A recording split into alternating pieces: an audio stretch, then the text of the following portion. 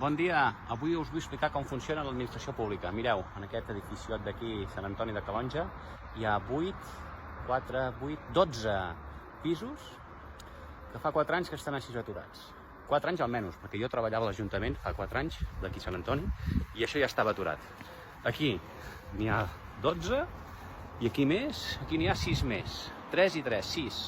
Tot i així, 18. 18 pisos, 18 apartaments parats, com a mínim des de fa 4 anys, perquè quan jo era a l'Ajuntament ja estaven aturats. I vés a saber els anys que feia que estaven aturats ja. Doncs aquí tot això està abandonat. Oh, és que hi ha un problema d'habitatge, no sé què. No carden res, està tot parat. Per què està parat? Doncs algun problema urbanístic deu tenir això. Però vaja, que ho arreglin, no?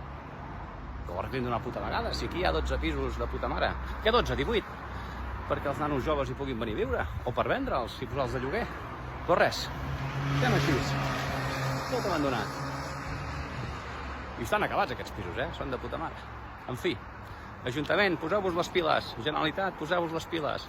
Estat, poseu-vos les piles. Consell Comarcal, poseu-vos les piles. Diputació, poseu-vos les piles. Bueno, no acabaria mai, són milers i milers d'ens públics que només fan que robar-nos. Salut!